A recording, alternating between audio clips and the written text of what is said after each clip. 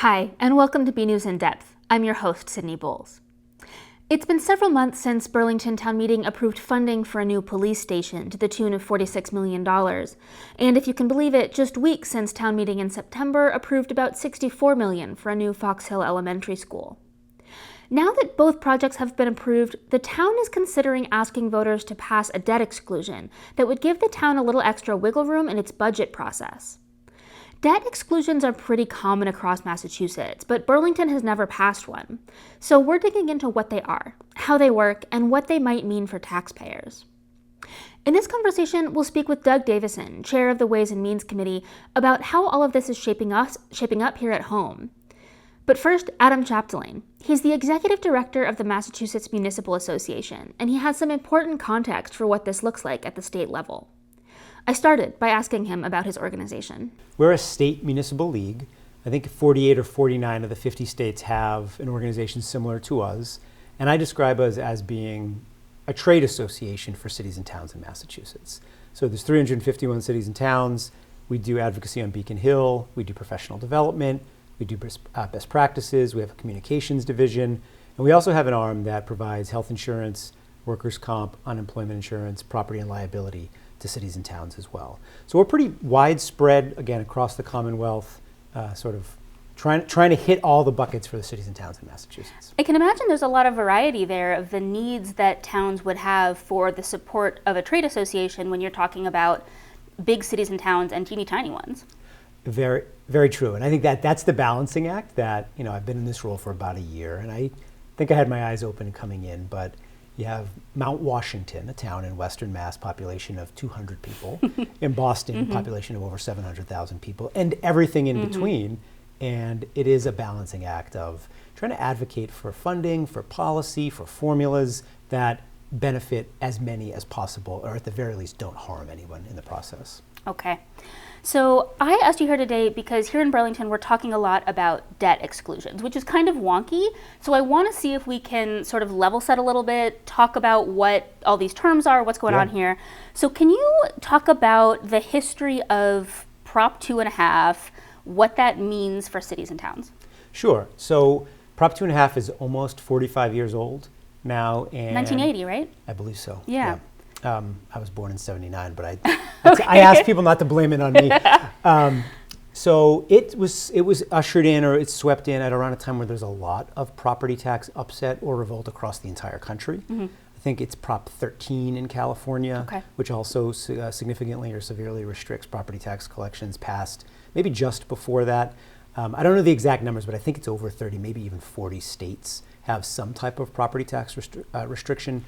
So Prop 2.5 was part of all that. And the way it works in Massachusetts is you can only increase your property taxes in any city or town by 2.5% per year plus new growth. So if your base was $1,000, you can raise that by 2.5%. And then if someone builds a new building, you can add that on top, but then it gets built into the base for the year after. So essentially it's a way of the state controlling how much property tax cities and towns can levy. Is that about right? Yeah, that's right. Is it a good thing? I think there's pros and cons. I think the pro is it creates an incredibly stable and steady revenue source for cities and towns. So again, to use just a low number, simple number, that $1,000 can really only go up. There is a method where you could go to the ballot and underwrite it, but at the end of the day, even if property values go down, the amount you're collecting remains the same. So when you're talking about providing police services, fire services, school services, other critical services, having steady revenue is super important. There's some other states where local governments are funded by income taxes or sales taxes, and even in recent history when the pandemic hit, some of those forms of taxation, they fell off, they just fell off the map. So you had, I think it was Colorado in particular, massive layoffs of critical local workers. We don't have that in Massachusetts. We certainly can have difficult financial times, but never because property tax falls off the cliff. So that's the pro, it's steady. The con is when you have health insurance costs going up 4 or 5% or more, pension costs going up by similar amounts, cost of living increases, inflation, all those things often going up significantly beyond 2.5% a year, it can get really hard to provide critical municipal services at the same level as you did before if you can only raise your revenue by 2.5%. So it's a balance. Right, and then here in Burlington, we're having this conversation about the wiggle room, right? The idea that you could increase your levy by up to 2.5%, but you probably don't want to, right? You want to leave yourself some wiggle room in case, basically. Right. So as those costs are going up, as the health insurance and all these things are becoming more expensive, are you starting to see more towns talk about concerns in that wiggle room as capital projects come up? Is this becoming more of an issue? So I'm seeing just general concern about the wiggle room. So I did a quick look for, not even for coming here today, for another reason, at how many override and debt exclusion questions have been on the ballot over the past couple of years.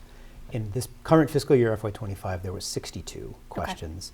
Last year, I believe it was 46. But then in the preceding 3 years, it was like 22, 21, and 20. So the collective previous 3 years don't even really add up to the amount of questions on the ballot this year. So I think with inflation, with health insurance costs going up, we're seeing tighter and tighter budgets. And I think that can play out on the operating budget side, and it can also play out on the building new buildings side. As often they're interrelated, right? If you're paying for your buildings under your 2.5 levy, which most, if not all, people are doing, or cities and towns are doing, that, whether you choose to use an override as your relief valve or a debt exclusion, there's different ways to skin the cat, but I think high level, we're seeing more and more communities feeling that stress. Okay, I want to talk about the specifics of overrides and exclusions in just a sec, but I have this question about whether what we're seeing here in Burlington is typical or if this is a Burlington thing. Burlington experienced significant growth in the 60s, right? We went from being agricultural to being suburban, expansion in our schools, rebuilding a lot of stuff, trying to keep up with what we were as our town character was changing. And now it's, however many years later, and that bill is coming due, we're having a lot of buildings that are hitting their expiration date kind of around the same time. Is that a Burlington thing, or are you seeing that as well, that the time that Massachusetts towns exploded is kind of having an impact? I think it's pretty typical. Pretty typical? I mean, I think different parts of the state might have a different timeline, but I think about having worked as town manager in Arlington, what you just described feels pretty familiar. I now live in Dedham. It feels pretty familiar with Dedham dealing with some of the same things. So not to be overly anecdotal, but I do think that, pre-Prop 2.5, so maybe it was the 60s, maybe it was the 70s in some communities, communities were able to do a lot, build a lot, and then Prop 2.5 came in, and now at some pace, they're having to face, oh, wow, well, we built a police department, a fire department, a school, all of these things without limitations. Now we have limitations. How do we figure this out? Okay. And the exclusions and the overrides are kind of part of that, right? So those are two mechanisms that give towns kind of a release valve from the limits of Prop 2.5. Is that about right? That's right. So I'm gonna lay out what I think these are. You tell me where I'm wrong, okay? Okay. So a debt exclusion says, no, I'm gonna start with an override. A debt override says, okay, voters, go to the polls, give us permission to raise your levy, your tax over that 2.5 limit by X amount indefinitely, right? And then the state calculation from then onward includes the 2.5% new growth and that override indefinitely as your calculation. Is that about right? Yeah. I mean, I would only say, when I think of an override, I think of the operating budget. Okay. So paying salaries, paying to keep the lights on, those types of things are what's included in an override. Okay. So yeah, if it was a $1 million override, it gets approved, and then it just gets baked into the base and is inflated at 2.5% a year, just like the number the year before was. And a debt exclusion is a little more specific. Correct. And I'm sorry no, to please, interrupt. An override has to have a specific number. So when it's voted to be put on the ballot by a select board or a city council, it has to say 1 million, 1.5, whatever it is. A debt exclusion does not. So a debt exclusion I like to describe as like a mortgage. So many of us can think about our rent or a mortgage being sort of a monthly or annual thing that we have to pay to be able to service debt. That's really what a debt exclusion is in function. It allows a city or town to borrow money, 25, 30 years, to build a capital asset or purchase a capital asset, but usually build a capital asset, and then pay down that debt over that 25 or 30-year period by raising funds off the property tax base above and beyond the confines of Prop 2.5. Okay. So I want to talk to you about Burlington's specific situation and get your sort of statewide context, a little bit of outside perspective on how typical we are, how we might contextualize our experience here. So Burlington has a couple of big projects going on. We've got our police station and a project to rebuild an elementary school, which were both approved through town meeting this year. Those were approved without debt exclusions, right? The town said, yep, it was, I think, $46 million for the police station, $64 million for the school, and we can fund those, right? Ways and Means, everybody looked at the budget and said, you got it. We have another project, the high school, which is going to be bigger likely, and we don't have those numbers, but we do have a pretty solid sense that we can't fit that in under that limit without going for a debt exclusion. And there's some effort to revisit the conversation about maybe we do want to put debt exclusions to the voters for probably Fox Hill, maybe the police station in our upcoming April election. I know that's kind of wonky, but essentially my question to you is, typically when we see these projects go through, do you see the debt exclusion linked to the approval of the funding, right? Is the funding contingent on the debt exclusion being approved? Or do you also see situations where the funding is approved and then the debt exclusion is sought after the fact? Does that make sense? It does, yeah. Okay. And I would say, I think it's more common for the debt exclusion concept to be linked to the approval of the project, but it's not unheard of to have a project be approved and appropriated by town meeting or by a city council, and then there later being a decision to go out and exclude the debt. So I don't think it's not happened before, Okay. but it's likely more common to have it be part of the concept from the outset. Okay. And again, typically speaking, is there a way that you see this playing out with voters? I mean, here in Burlington, we've never approved a debt exclusion, right? This would be brand new for us. And I think there's some question about voter education, right? Do folks understand this?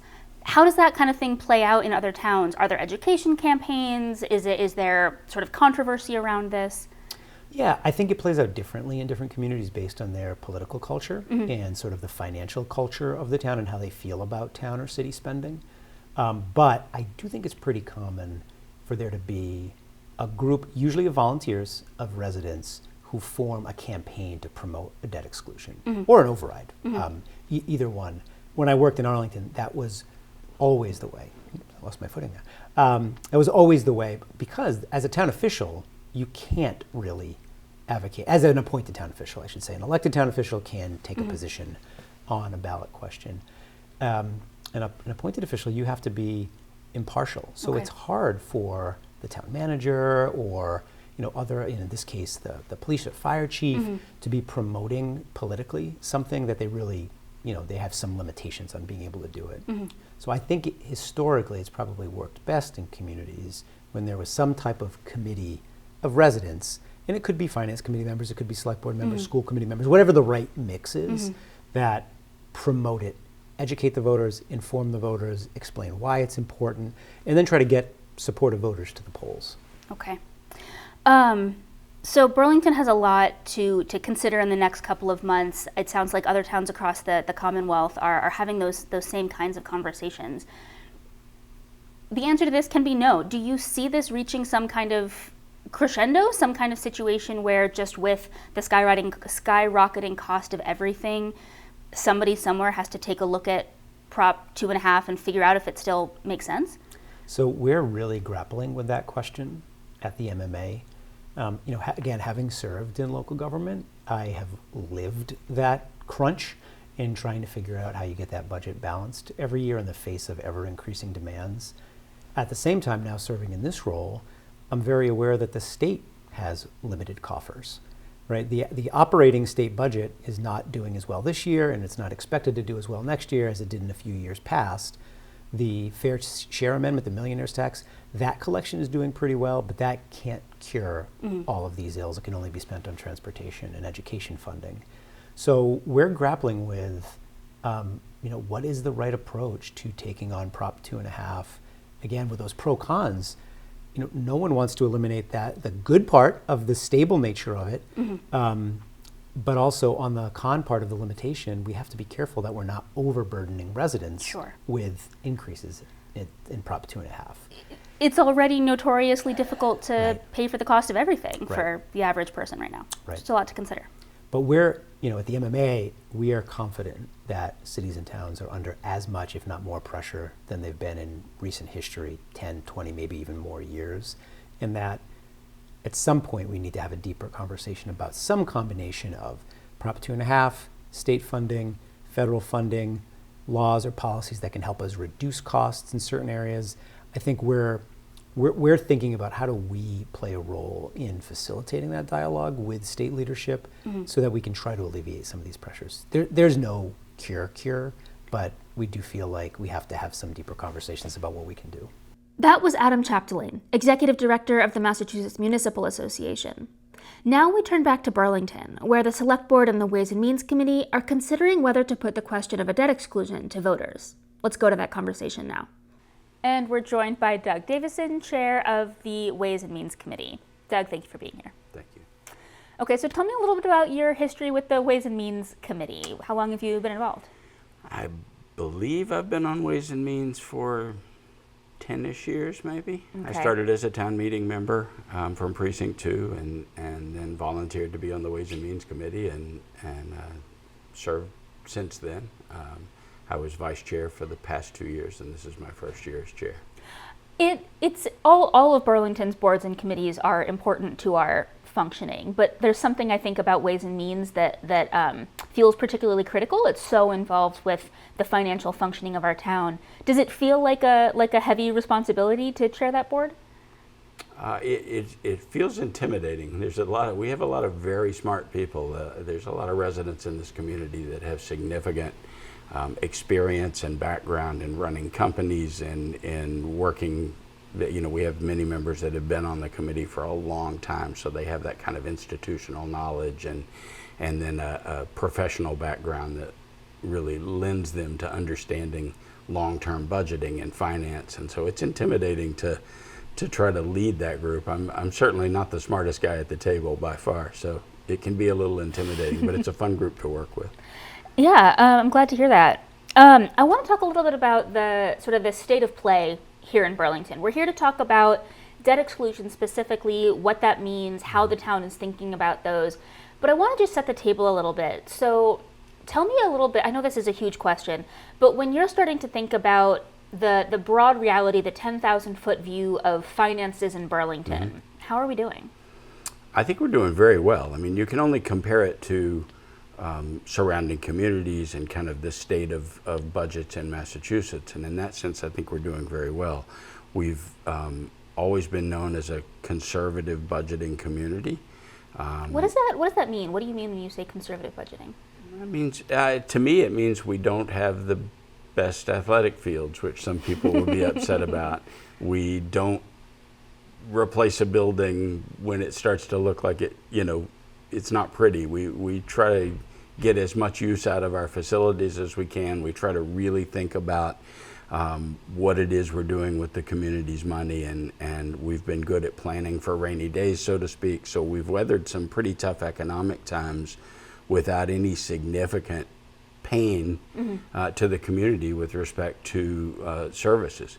We go into the budget year every year with just the goal of providing level services. So can we provide to the community the same things we provided last year, and keep it at the tax rate as reasonable as we can.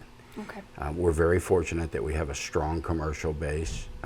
There are many towns would kill to have the base that we have. You hear us talk about it. It really doesn't sink in as a resident until you start working on the budget that the commercial base in this town only makes up about 35% of the value of the town, so the value that we can tax on. But because the state allows us to split our tax rate from a residential and a commercial basis, our commercial taxpayers pay about 65% of the cost of running our town.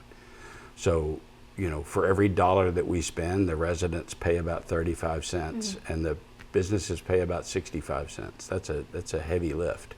I want to talk about a couple of the things that you touched on there. So I'm going to try to remember to come back to the couple of points that I've got going on. Sure. I think that I've been hearing a line of argument in town. I wonder if you think this holds water. You might disagree with it, and I want to hear that as well. I think the perspective that I've been hearing in town meeting, on Facebook pages, is that kind of conservative budgeting, that sense that we're going to try to get as much life as we can out of our buildings, out of our equipment, it's kind of all coming due at the same time. We've deferred Fox Hill, Pine Glen, the high school, the police station as long as we can, and now in this moment of high inflation, high cost of construction, all those bills are coming due at the same time, and we've kind of put ourselves in the position through that kind of budgeting where we might be in a little bit of a pickle. Does that argument hold water to you? Not fully. I certainly understand it, and from an outside perspective, if all you're doing is every once in a while you tune in and pay attention to town meeting once, or it's easy to think that and feel that way, and I understand that. But the reality is, if you think back, I moved here in 2006. So since 2006, we have built a new Memorial Elementary School. Mm-hmm. We've done a renovation addition to the middle school that was significant. We have built a new fire station. We've built a very large recreation maintenance building. We've built a DPW building behind Kohl's.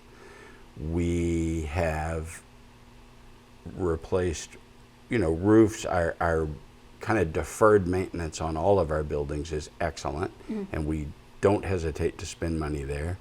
We have upgraded and continued to replace sewer pump stations, the things underground that you don't see. Our infrastructure is solid. And we have a nice just ongoing repair and replacement plan. So in that sense, I think we're well covered. We take good care of our facilities. And we were able to build all of those things within our operating budget without having to even consider a 2.5 override or a debt exclusion. There aren't many communities in the state that could do that. The second part of that is that the inflation that we've experienced is unprecedented and not predictable. Yeah. I don't think in 2019 anybody would have said that we need to be planning to build a $100 million elementary school. We would have been laughed at, So as we looked into the future at these building costs, yes, we put off Fox Hill because the school committee was trying to get state money for the high school. That's fine. But because we weren't then moving on the high school, we were able to build the DPW facility. So we had a list of projects, and they have been ticking off the list. It hasn't been town, school, town, school. The town did a few things in a row, and now it's time for the school to do a few things in a row. So you can say, yeah, we put schools off or we bunched this up, but in reality, we've had ongoing very large construction projects since 2006 at least that are fairly impressive. And to just touch on the inflation component, which is something you plan for a normal amount of inflation. We try to build in about 3% a year as we look into the future for a large capital project. In 2018, 2019, we had money penciled in for a police station in the future at somewhere between 17 million and 20 million. That wasn't a random guess. That was looking at what communities in our area were spending for a police station. That police station, since inflation, is now $47 million. That was in a 4 or 5 year period. Yeah. The elementary school, $30 million was a good solid number. That's about what Woburn came in with, almost the same school. Now it's $100 million. There's nothing you can't do anything about that. Yeah. So inflation has killed us. Yeah. I mean, okay, so let's put a pin in that and come back to that. Sure. I want to go back to, I remembered to go back to the thing that I thought about the other time. Oh no, saying that now I forgot it. Okay, I remembered again. One of the other lines of conversation that I've heard when it comes to Burlington's financial health is the potential waffling of our office space market, right? That commercial tax base has been really critical to us having the flexibility to do the kind of town funding that we want to do. Sure. Offices aren't what they used to be. How concerning is that for you? It is concerning. And you know, we do have a problem with occupancy in our office space. We are working very hard. I'll give the planning board credit. I'll give Melissa Tintakoulis and the Economic Development Office credit. They've worked hard to try to make a shift and pivot to go toward life sciences. You'll see the Broad Institute and Vericel that just opened. Those will be big impacts on our tax base. But we're also going to see some losses. I'm sure we're going to have some abatement requests, and we just have to work through and deal with that. I think that we, again, because we're conservative budgeting, those are the kind of rainy days that we've tried to prepare for. That I think we're well situated and prepared for. Massive inflation in the cost of a building is not, but just because it's now we're facing some problems with commercial tax rates or tax revenue, that doesn't take away the fact that we need a new Fox Hill Elementary School and we need a police station. And so you have to keep moving and absorb that, and over time things should even out and they'll be less painful. I mean, the most painful day to pay for the elementary school is the first payment. That's a set payment from then on, and after that everything else kind of unfortunately continues to rise, and that stay, you know, it's like when you buy your house. Sure. The first year of mortgage payments is the most painful because it stays the same and the cost of everything else goes up around it, and then it's like, oh, that's not that bad. Doug, I think this is such helpful grounding in where we are as a town, so thank you for kind of laying that groundwork. Let's move into talking about debt exclusions a little bit here. Is it fair to say that, actually,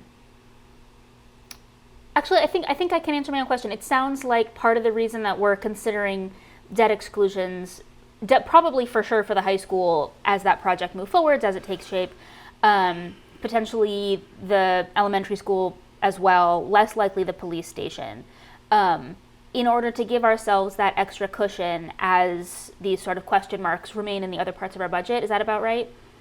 It's about right. There are a couple of ways to look at debt exclusion, and we're going to be looking at both ways. Fox Hill and the police station were both approved by town meeting. They're going to be built, and they're going to be bonded, and they're going to be paid for by the town. Ways and Means last spring and building up for about a year before that, as we looked at these projects as they were kind of coming to fruition, we look at it as, does it fit within the operating budget? Does it stay under our levy limit? And both of those do, and they do right now. We can build those and pay for them, and they fit.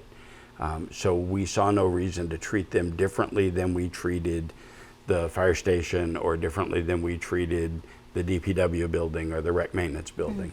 They fit within the budget, so that's what we recommended. We recommended looking at a debt exclusion as a budget tool to continue to provide that little excess capacity cushion that we have that allows us to budget for level services without having to go to the town for a 2.5 override just to pay the regular bills. Let me pause you there for a second. I think this is really important. At the most recent town meeting, I'm pretty sure it was you, had this really phenomenal graph that I think was so illustrative. Watch me try to describe a graph on TV without the graph, but I'm going to try. Essentially, it was curves going up, right? It was the cost of service, or the cost of our budget, and it was another line showing our capacity, right? And you could see that wiggle room getting smaller and smaller and smaller under a couple of scenarios. Sure. Going back to what you were saying earlier about conservative budgeting, I imagine one of the intentions there is to have that wiggle room between the amount that we could levy and the amount that we do levy. Right. And it sounds like you all on the Ways and Means committees are looking at the various circumstances. If we have a debt exclusion for this, if we have one for this but not the other, right? What do those scenarios look like? Can you try and walk me through that graph? Do you know what I'm talking about? Sure, okay, I do. Yeah. Yeah, so when you look at those graphs, and what we try to do is just project into the future what the costs are going to be and what growth is going to look like. We have 2 or 3 assumptions that we can play with, especially when you're looking at adding debt. So one is just what's the interest rate? What are we going to pay on the bond, on the mortgage, so to speak, on the borrowing? And those we set at 5% for all of our scenarios. We're very confident that we'll come in under 5%, but that was, let's don't be too hopeful. But we should come in well under 5%. Okay. So our first assumption we just set at 5%. The other two assumptions you can look at are new growth, which is, what's being built in town, what's being improved to a point that it would increase its taxable value significantly.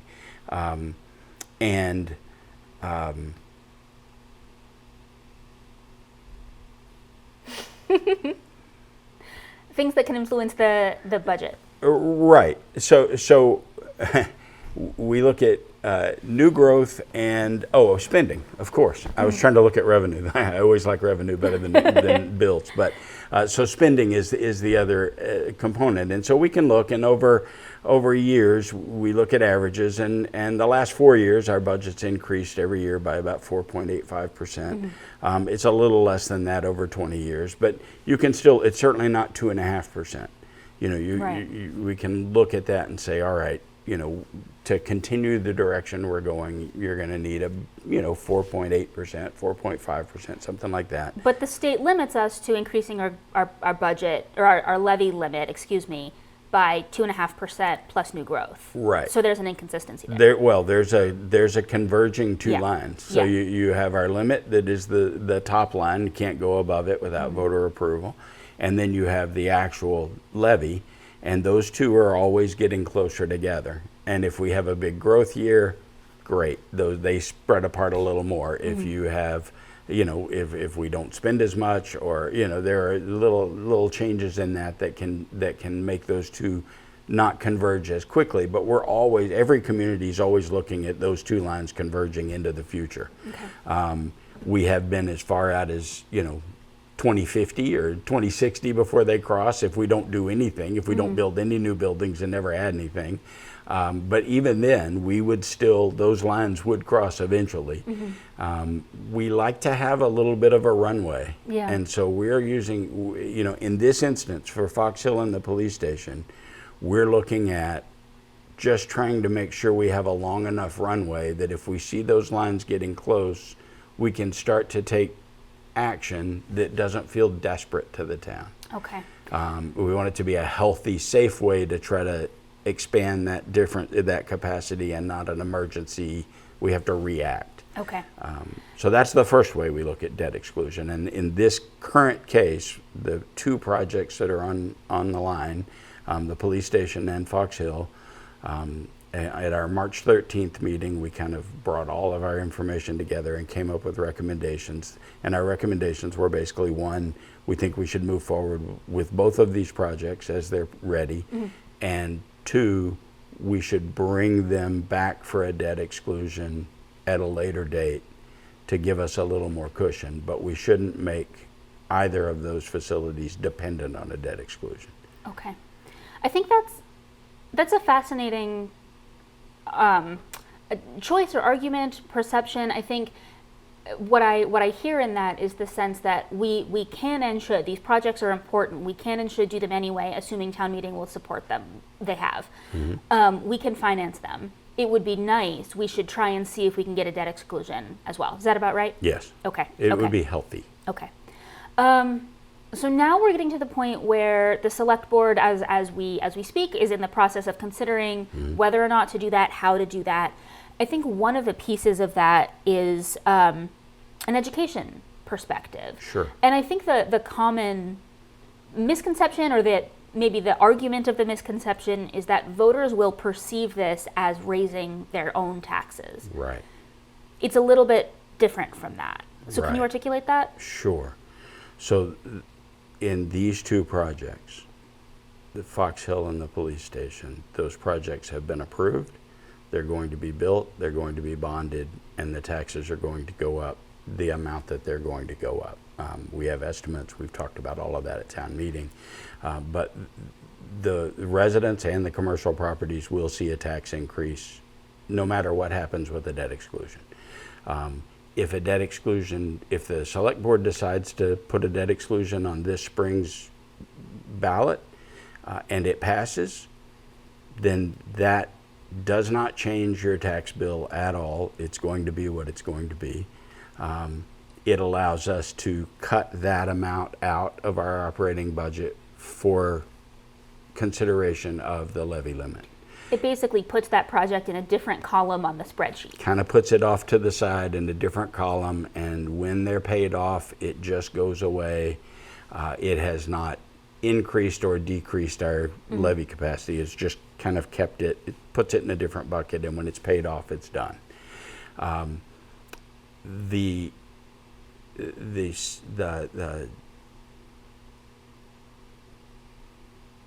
I lost the rest of your question. That might have been it. I mean, I think the argument I was posing to you the concern that I've heard that this will be perceived by voters as a tax. Sure. So the important thing to know, the education piece here is debt exclusion or not, the taxes are going to go up the amount they're going to go up, and a vote yes, no on the budget, on the ballot, off the ballot doesn't change what's going to happen. Those buildings are going to be built. The challenge is for many communities, they do debt exclusion out of necessity, not out of a tool to keep a healthy budget. And so in that sense, suddenly a debt exclusion becomes a vote on the merits of the project in many people's mind. I think the other educational component for the community is this has already been approved as yes, it's a need, and we need to resolve this need, and so it's not an up or down vote. You know, the way our checks and balances, town meeting approves projects and they approve bonding.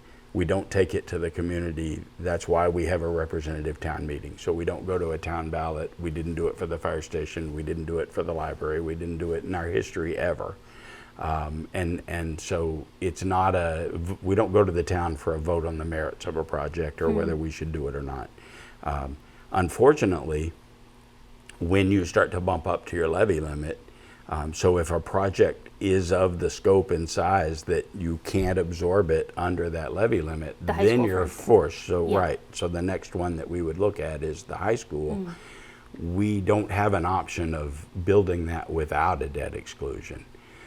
That should still not necessarily be a look at the merits of building a high school. It should be, we want to pay for this thing because the people that got elected to decided that we need to build a high school, and now's the time.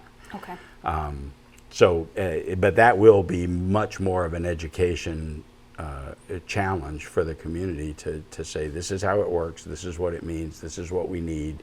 So once you hit your levy limit, then every expenditure becomes a vote on the merit of the individual dollar and not on the overall budget. Okay. Let me pose that question a little bit differently. The Sure. answer might just be, Sydney, you're wrong, you're misunderstanding.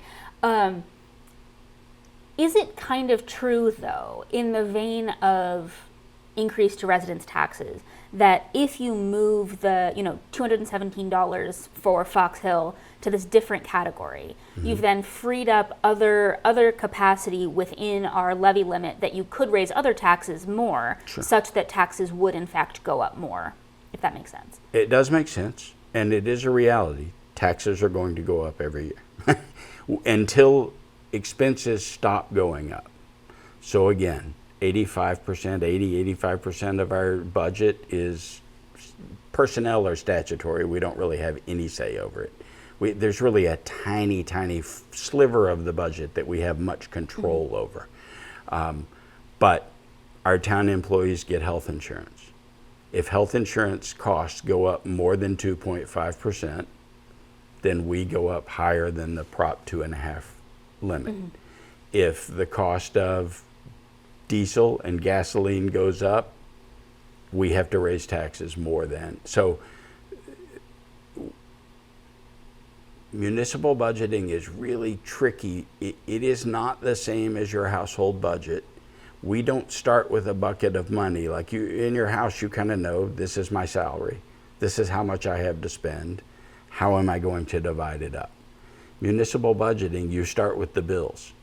Town meeting says this is how much we're going to spend, and they vote on that budget and they send it to the select board, and then the select board has to decide how much are we going to charge the commercial, how much are we going to charge the residents. We have to balance this budget. We don't get to deficit spend. We're not the federal government. We're not, and so the budget passes at town meeting. If town meeting wants to lower spending, then they lower spending, and then the select board has to decide where do we save this money. And so in that sense, it does give you some excess capacity. It is a little bit of a rainy day fund, so to speak. You don't want to be in a situation as a town where everything you do has to go at a level of 2.5. I mean, the town administrator will tell you the easiest budgets in the world are once you bump up to your levy limit, because then it's just, you get 2.5%, figure it out. There is no, what do we do now? You get 2.5%, and that's what you get.